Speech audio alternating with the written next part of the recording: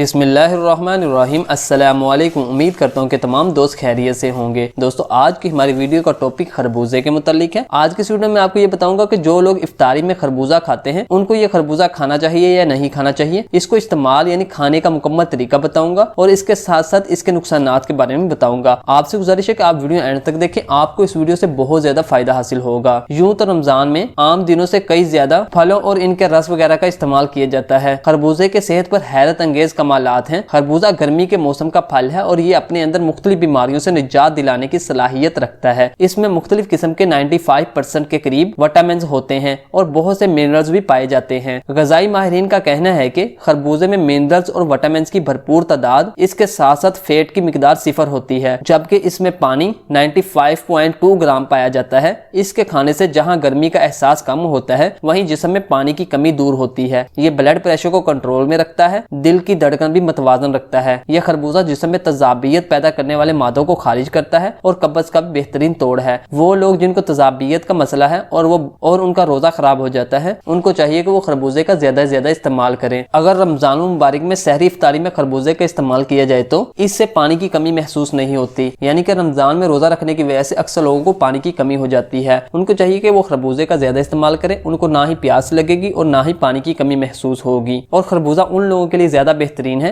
जिनको गर्मी ज्यादा लगती हो। उनको चाहिए कि वो खरबूजा ज्यादा से ज्यादा खाएं। ये ना सिर्फ आपके जिस्म में पानी की कमी को दूर करता है, बल्कि दिल और दिमाग को ठंडा और राहत बख्शता है। यानी कि आपके जिस्म के टेम्परेचर को भी ठंडा रखता है। जिन लोगों को रोजा रखने की वजह से कमजोरी हो जाती है, पट्ठों और रगों की तकलीफ हो जाती है, उनके लिए ये बेहतरीन चीज है। वो खरबूजे को खाएं और पाएं इसमें मौजूद विटामिन डी की वाफर मिकदार, जो कि पट्ठों को मजबूत करती है और इनके दर्दों को दूर करती है। हमारे ब्लड यानी खून को भी फाल बनाती है। दोस्तों, खरबूजा कैंसर के लिए बहुत ज्यादा मुफीद दुआ है। कैंसर को दूर करता है और जिस वजह से कैंसर पैदा होता है उस बीमारी को भी दूर करता है। हार्ट अटैक से बचाव के लिए खरबूजा बेहतरीन चीज है। जो लोग दिल के मरीज हैं उनको चाहिए कि वो खरबूजे का इस्तेमाल करें। जिल्द की तमाम बीमारियों के लिए खरबूजा बेहतरीन चीज है। जिल्द को निखारता है, जिल्द को साफ करता है और जिल्द की तमाम बीमारियों को खत्म करता है। दोस्तों, ये थे रमजान में खरबूजे को इस्तेमाल करने के हैरानकुन फायदे। अब मैं आपको इसके लिए कुछ एहतियात के बारे में बताता हूँ कि इसको इस्तेमाल करते वक्त हमें किन किन चीजों का एहतियात करना चाहिए। आपको मालूम है कि हर चीज को एतदाल के साथ यूज करना बेहतर होता है, लेकिन अगर हम उसी चीज को ज्यादा मिकदार में यूज करें यानी ज्यादा इस्तेमाल करना शुरू कर दें, वो बजाय हमें फायदा पहुंचाने के वो हमें नुकसान पहुंचाना शुरू कर देता है। इसलिए आपको मशवरा है कि आप इसको एक एतदाल के साथ इस्तेमाल करें ताकि ये आपको अच्छी तरह फायदा दे सके। खरबूजे को रात में इस्तेमाल हरगिज ना करें, बल्कि कोशिश करें कि दिन ही में इस्तेमाल करें। और इसके साथ साथ अगर आपका पेट भरा हुआ है यानी खाना खाया हुआ है, फिर आप खरबूजे को हरगिज ना खाएं, वरना पेट फूल सकता है और पेट की बीमारी हो सकती है। इसलिए अगर आप खाने के बाद खरबूजा खाना चाहते हैं तो खाने को भूख से कम खाएं, यानी कि थोड़ी सी भूख रखें ताकि आप खरबूजे को खा सकें। दोस्तों, ये थी आपके लिए खास वीडियो। उम्मीद करते हैं कि आपको वीडियो पसंद आई होगी। अल्लाह हाफिज, मिलते हैं एक नई वीडियो में।